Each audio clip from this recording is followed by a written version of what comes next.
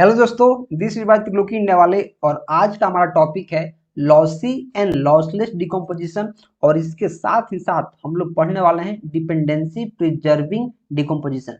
काफी important topic है जो आपके गेट में, यूजीसी नेट में और साथ ही साथ आपके सेमेस्टर एग्जाम में बहुत बार पूछा जाता है। ठीक है, तो मैं चलूंगा और आपको बताऊंगा बहुत ही बेहतरीन तरीका से, आपको मजा आ जाएगा। ठीक है, तो मैं वीडियो में आगे बढ़ूंगा और इसके डिफिनेशन के बारे में थोड़ा सा पढ़ूंगा।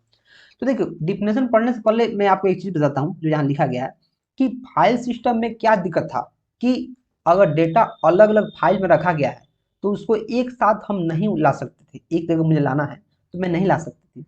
क्यों? क्योंकि यार वहाँ हम ज्वाइन नहीं कर पाते थे। फाइल सिस्टम में अलग अलग फाइल्स में डेटा लिखा गया है तो कैसे हम ज्वाइन कर पाएंगे। लेकिन डीबीएमएस में क्या था कि अगर अलग अलग टेबल में हम डेटा को रखते हैं तो एक ज्वाइन होता है, ज्वाइन एक फंक्शन होता है। ज्वाइन फंक्शन का यूज करके हम दोनों टेबल को ज्वाइन कर देते हैं और उसमें से डेटा किसी भी टेबल में से चाहिए हम डेटा को क्या करते हैं, एक्सेस कर लेते हैं। ठीक है, तो वही यहाँ लिखा गया है कि in file system we have a problem when we put data in two or more files. जब दो या दो से ज्यादा फाइल में हम डेटा को पुट करते थे data and try to access it together, और एक साथ में एक्सेस करना चाहता हूँ, तो हमारे पास क्या होता था, दिक्कत होता था, दिक्कत। इसी के लिए for this the concept of DBMS came into picture. इसीलिए जो डीबीएमएस का कंसेप्ट था पिक्चर में आया। ठीक है, जैसे देखो, कोई टेबल है, कोई टेबल, टेबल 1 है, टेबल 2 है, टेबल 2। ये मैं डीबीएमएस की बात बता रहा हूँ। डीबीएमएस फाइल सिस्टम में बहुत दिक्कत होता है। ठीक है, जैसे टेबल 1 है, टेबल 1 और टेबल 2, टेबल 2। देखो, इसमें कुछ डेटा दिया है, कुछ इसमें डेटा दिया है। ठीक है, कुछ इसमें दिया है, कुछ इसमें दिया है। तो मैं चाहता हूं कि इसमें का भी डेटा, एक मैं क्वेरी लिखूं तो इसमें का डेटा और इसमें का डेटा, दोनों का डेटा एक साथ मेरे पास चला है। तो मैं क्या करूंगा, पहले तो मुझे अलग अलग टेबल में करना पड़ता था, लेकिन जब से ज्वाइन कॉन्सेप्ट आ गया है, ज्वाइन फंक्शन, तो मैं क्या करता हूँ कि ज्वाइन फंक्शन का यूज करके मैं दोनों टेबल के डेटा को एक साथ एक्सेस कर पाता हूँ। इतना समझ में आ रहा है? ठीक है, तो देखो, जो ज्वाइन यहाँ होता है दो टाइप का होता है। मैं दो टाइप से ज्वाइन कर सकता हूँ। ज्वाइन में यहाँ लिखूंगा ज्वाइन। एक आपका होता है कार्टेशियन प्रोडक्ट, कार्टेशियन प्रोडक्ट, और एक होता है नेचुरल ज्वाइन, नेचुरल ज्वाइन। वैसे तो ज्वाइन बहुत टाइप का होता है, जैसे self join, inner join, left outer join, right outer join.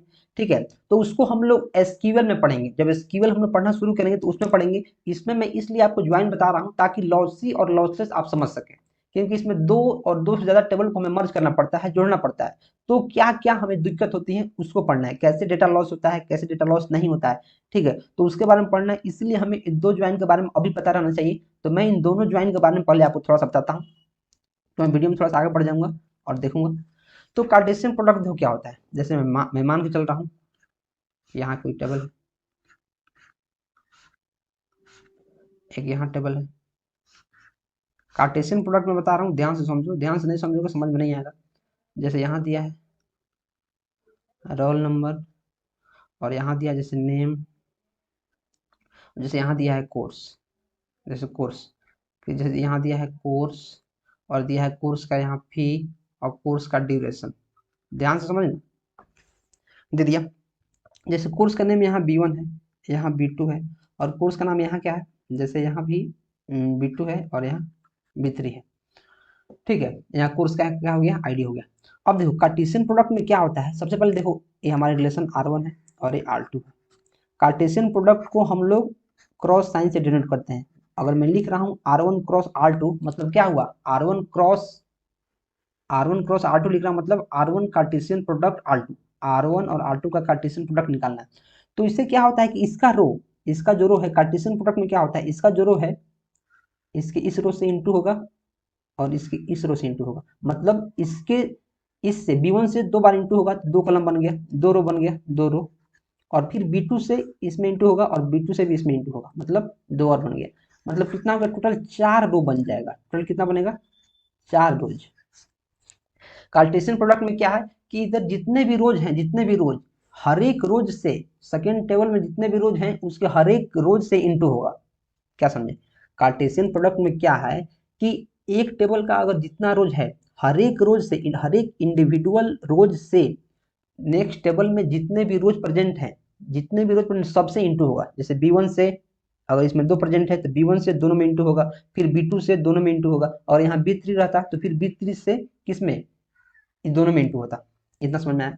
तो इससे क्या होता है कि इसका अगर हम नंबर ऑफ निकालना है रोज कितना है, तो डायरेक्ट इसके कितने रोज हैं, जैसे रोज 2 है, इसके रोज कितने हैं, रोज 2 है। हम क्या करते हैं, डायरेक्ट नंबर निकालने के लिए 2 × 2 मतलब इसके रोज रोज में इंटू कर देते हैं 4। तो नंबर ऑफ रोज अभी जो नेक्स्ट टेबल बनेगा ज्वाइन होगा, इस तरह हम ज्वाइन करेंगे तो इसमें 4 रोज होगा। कितना होगा, 1 2 3 4। समझ पा रहे हो, कार्टेशियन प्रोडक्ट में क्या होगा, 4 रोज होगा। ठीक है, अब हम बात करेंगे नेचुरल ज्वाइन। आपको ओवरव्यू समझ में आ गया, यही कंसेप्ट यूज होने वाला है। तो अब मैं नेचुरल ज्वाइन करूंगा, तो मैं क्या करूंगा, मैं फटाक से लूंगा इरेजर, इरेजर लूंगा और इसको मिटा दूंगा एक बार के लिए फटाक से।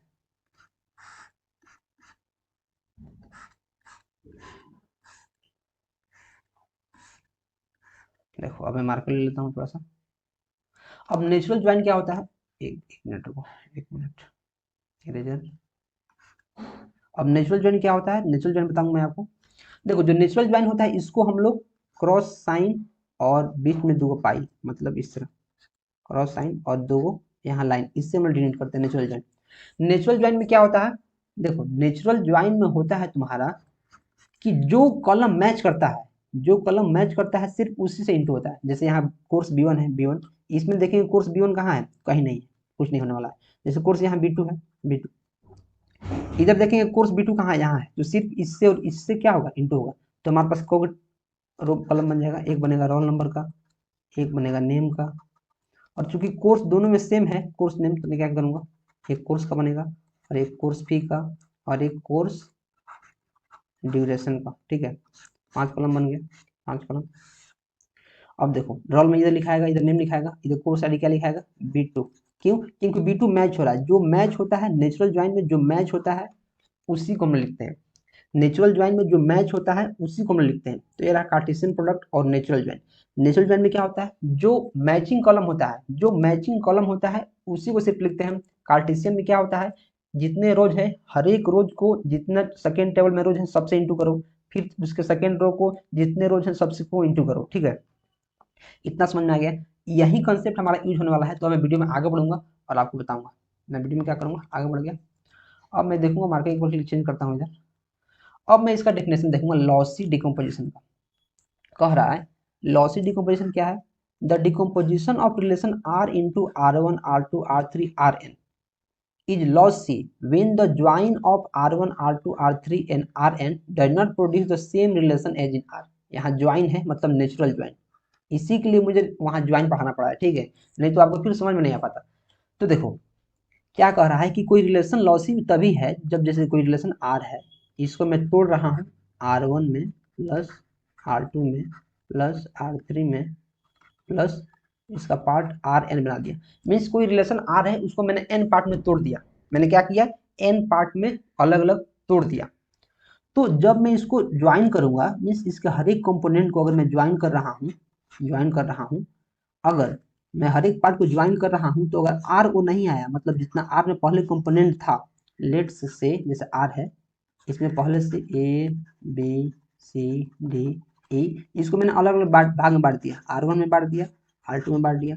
R1 में हमारा चल गया E B और E, और R2 में चल गया C और D। तो फिर मैं R1 को और R2 को ज्वाइन कर रहा हूँ, मीन्स R1 के कंपोनेंट A B E को और R2 के कंपोनेंट C D को। अगर मैं नेचुरल ज्वाइन करता हूँ इन दोनों को, तो सेम टू सेम अगर हमारा यही टेबल जो पहले से था इसमें 5 कंपोनेंट के साथ, अगर ये टेबल हमारा नहीं आता है मतलब लॉसी है, आ जाता है मतलब लॉसलेस है। नहीं आता है मतलब लॉस, मतलब कोई डेटा लॉस हो गया, कुछ डेटा का गड़बड़ हो गया। अगर नहीं आता है तो लॉस सी।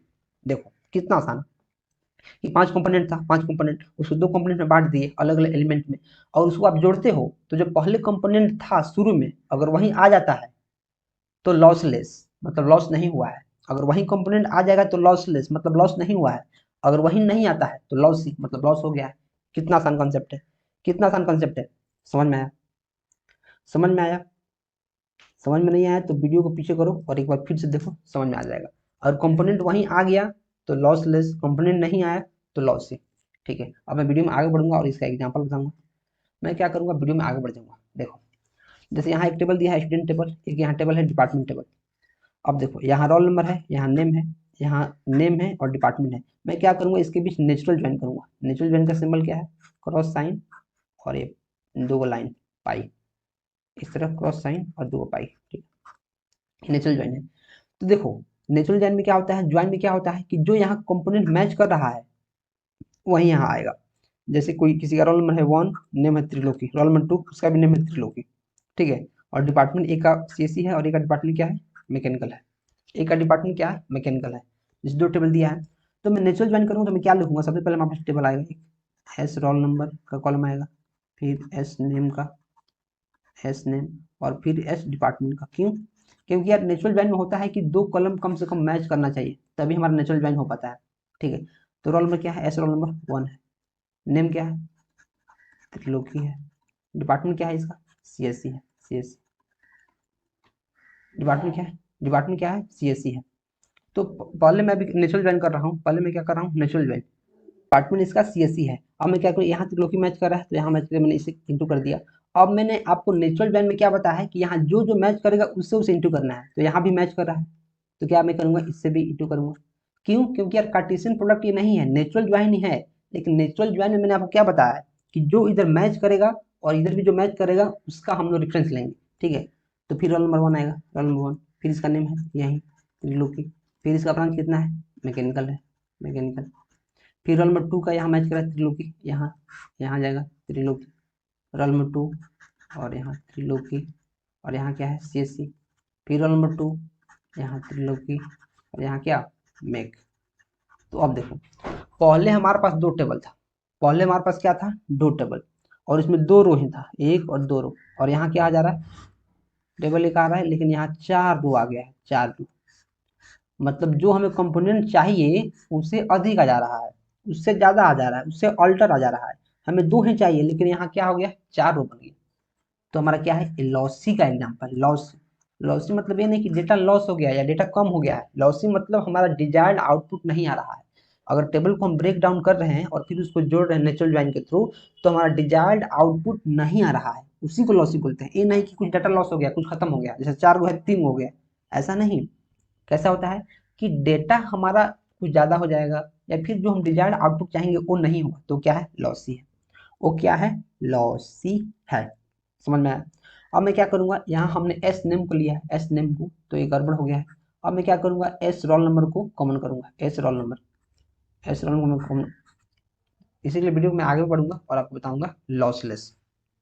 अब देखो लॉसलेस, लॉसलेस में क्या होता है कि the decomposition of relation R into R से लेके एन तक इज लॉसलेस। लॉसलेस तब है जब इसके ज्वाइन को अलग अलग पार्ट को हम जोड़ेंगे तो वही रिलेशन आए जो पहले था। मैंने आपको पहले ही बताया कि इसके कंपोनेंट को मैं अगर बाद में ऐड करता हूं तो फिर वही रिलेशन आ जाएगा जो पहले था, जो क्या था, पहले था। समझ में आया। तो इसके लिए क्या करना है, इसके लिए मैं दो पहले टेबल में बांटूंगा। मैं इधर चलता हूँ, देखता हूँ खाली है क्या। देखो जैसे एग्जांपल दिया गया है, रोल नंबर है, नेम है और डिपार्टमेंट है, इसको मैं पहले दो टेबल में बांटूंगा, दो टेबल, और फिर मैं इसमें नेचुरल ज्वाइन करूंगा। तो मैं चलूंगा वीडियो में आगे और देखूंगा। देखो पिछले वीडियो में मैंने क्या किया था, जो एस नेम था इसको मैंने क्या किया था, यहाँ कॉमन कर दिया था एस नेम को, ठीक है। लॉसी में, लॉसलेस में मैंने क्या किया है, जो रोल नंबर है इसको मैं क्या करता हूँ, यहाँ ड्राइव करता हूँ, ठीक है। मैंने इसको ड्राइव कर दिया, एक चीज कॉमन हो गया। तो अब देखो कॉमन हो गया, तो यहाँ जो रोल नंबर 1 है तब चेक करेगा रोल नंबर 1 कहाँ है, तो यहाँ है, तो ये दोनों जुड़ जाएगा और इसका सी से प्रिंट हो जाएगा। अब मैं क्या कर, रोल नंबर कहीं और है, कहीं और रोल नंबर नहीं है, मतलब एक हो गया, ठीक है। वैसे रोल नंबर 2 चेक करेगा, रोल नंबर 2 चेक करेगा, रोल नंबर 2 कहाँ है, रोल नंबर 2 यहाँ है, तो इसका प्रिंट कर देगा। अब देखिएगा कि रोल नंबर 2 कहीं और है तो नहीं है, तो इसलिए हम अगर की को रखते हैं, की को, तो लॉसलेस होगा। अगर मैं की को रखूंगा, की, तो की हमको पता है कि यूनिक होता है, और यूनिक होता है तो ज्यादा मैच नहीं करेगा, कम ही मैच करेगा, जितना इसमें रहेगा उतना ही मैच करेगा। तो मैं क्या करूंगा, यहाँ यहाँ अब बन जाएगा मेरे पास 3 कॉलम, रोल नंबर और एस नेम और डिपार्टमेंट, 3 कॉलम मेरे पास बन गया यहाँ काफी अच्छा से। अब मैं एक चीज यहाँ करूंगा, क्या, रोल नंबर 1 लिखूंगा और यहाँ लिखूंगा नेम त्रिलोकी और इसका डिपार्टमेंट सीएससी। रोल नंबर 2 क्या है, रोल नंबर 2 इसका भी नाम है त्रिलोकी, इसका डिपार्टमेंट क्या है, मैकेनिकल। तो यहाँ अभी आप देख पा रहे होंगे कि लॉसलेस में क्या होता है कि जो पहले दो टेबल था और जो टेबल था इसमें जितना डेटा था सेम टू सेम इसको डिकम्पोज करने के बाद फिर मैं ऐड कर रहा हूँ, तो सेम टू सेम वही टेबल आ रहा है, सेम टू सेम क्या आ रहा है, वही टेबल आ रहा है। तो ये हमारा क्या हुआ, लॉसलेस, मीन्स इसमें डेटा लॉस नहीं हो रहा है। मीन्स क्या हो रहा है, इसमें डेटा जो एक्यूरेट रह रहा है वही रह रहा है, ना कम हो रहा है ना ज्यादा हो रहा है। लॉसी में क्या था, डेटा ज्यादा हो जा रहा है, डेटा गड़बड़ हो जा रहा है, लेकिन लॉसलेस में ऐसा नहीं है। तो ये रहा डिफरेंस लॉसी और लॉसलेस के रिगार्डिंग। और इसके रिगार्डिंग कोई भी डाउट रह जाता है तो आप कमेंट करें। आप क्या करना है, कमेंट करना है, कमेंट। और वीडियो पसंद आए तो वीडियो को प्लीज लाइक करते रहें और चैनल को सब्सक्राइब करना बहुत जरूरी है। और मैं तो कहूँगा कि यार आप जो मेरा डीबीएमएस का कोर्स है इसको आप शुरू से देखो, आप शुरू से देखेंगे तो आपको मजा जाएगा। आप शुरू से देखिएगा तब क्या होगा, मजा जाएगा और आपको चीजें बहुत अच्छा समझ में आएंगी, इस बात की गारंटी है। तो हम लोग बढ़ते हैं वीडियो में आगे और देखते हैं और भी कोई कंसेप्ट इसमें बचा है क्या। तो एक चीज हम यहाँ देखेंगे कि अप टू 3NF तक जितना भी डिकम्पोजिशन होता है लॉसलेस होता है, मीन्स उसमें कोई भी लॉस नहीं होता है। अगर हम ज्वाइन इसमें करते हैं ज्वाइन, तो जो पहले का हमारा टेबल रहता है, पहले का टेबल सेम टू सेम वही टेबल होता है ज्वाइन के बाद 3NF तक, मीन्स थर्ड नॉर्मल फॉर्म तक। BCNF में क्या होता है, जैसे BCNF का हमने एग्जांपल प्रीवियस वीडियो में देखा था, वहां डेटा लॉस हो गया था। तो BPNF में जो डेटा लॉस भी हो सकता है और लॉसलेस भी रह सकता है, लॉस भी हो सकता है और लॉस नहीं भी हो सकता है। समझ में आया, समझ में आ गया। तो वीडियो में मैं आगे बढ़ूंगा और देखूंगा एक और टॉपिक, डिपेंडेंसी प्रिजर्विंग डिकम्पोजिशन।